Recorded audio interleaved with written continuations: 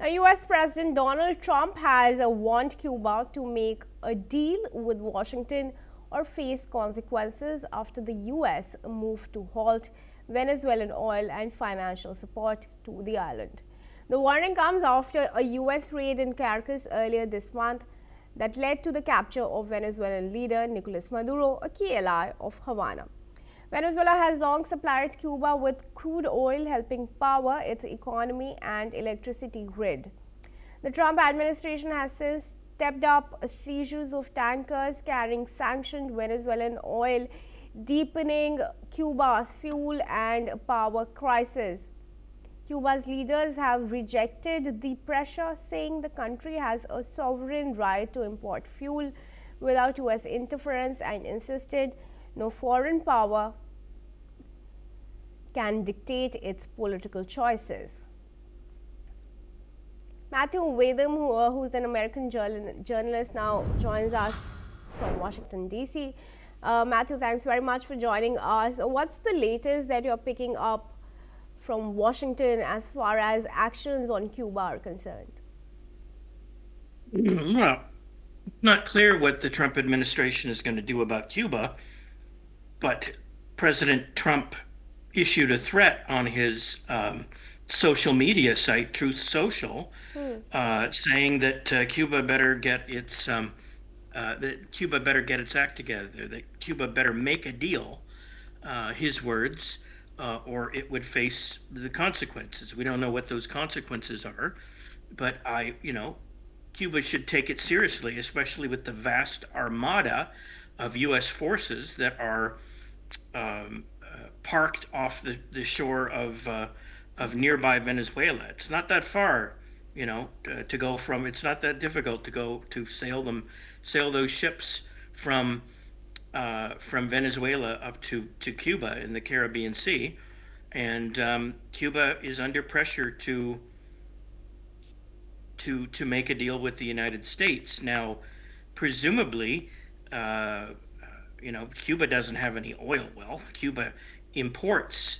It's the main source of its oil that it imports is Venezuela, and Venezuela is cut off. So it's not clear specifically what Trump is trying to get them to do, except maybe to disband the regime there, which the United States has been opposed to ever since it seized power in whenever that was, in 1959 or 1960. It has always been against the communist regime in Cuba, and maybe, and I suspect Trump wants the government there in Cuba to step down and allow democratic elections and to become a normal country again. Obviously, Cuba is resisting. It's not going to just do that on its own, but certainly Trump has ways of applying pressure to Cuba, and taking away their oil is certainly applying a lot of effective pressure to Cuba, and they're already hurting from this. They need the oil, and they have to have it somehow. So to feed what's left of their economy after after more than a half a century of a socialist economy. Cuba is a poor country. It used to be a wealthy country, used to have one of the highest living standards in the world. It was a very successful country. And then Fidel Castro took over, and it became an economic basket case where, tyranny abounds, people inform on their neighbors, and all the infrastructure is collapsing throughout the whole country, especially in places like the capital city of Havana.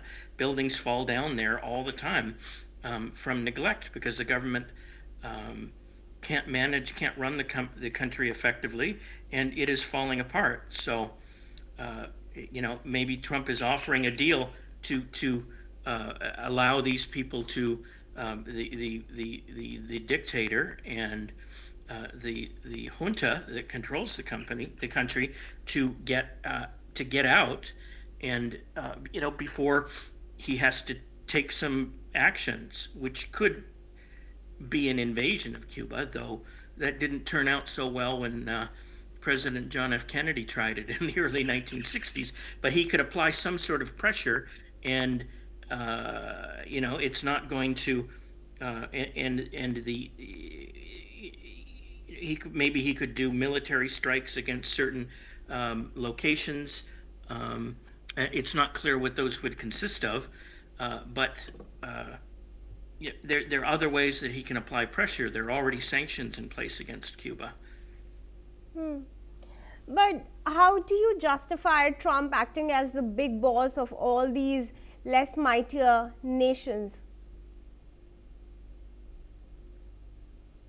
Well, if they were peaceful, free countries, I might have a problem with it. But Venezuela and Cuba are not. They are communist dictatorships. Yeah, but it's not for brutal, Trump brutally to, oppress or their, for the brutally US oppress to ensure law and order in those countries. Why is Well, the US the- acting as the international judge? And with whose authority? I think you're phrasing the question, you're asking the wrong question. The U.S. doesn't need international authority. America is the world's preeminent superpower. That and, doesn't make it the international judge of any country, does it? Well, you're asking. Well, that's you're the posing criticism you're that's posing coming it in like from it's almost every other country in the world. So Yeah. the US will have to answer these tough questions. No, it won't. No, it won't. The United States is not subject to any court. It doesn't recognize the authority of the International Criminal Court in The Hague. It does not have to answer these questions. It is a power unto itself, and it can do these things. If other countries don't like it, they can protest. They could launch their own embargoes. They could All right, that's complain. an absolute US does violation not of answer to- international rule of law. That's very evident from your statement. Matthew, please do stay on with me as we proceed in the next discussion.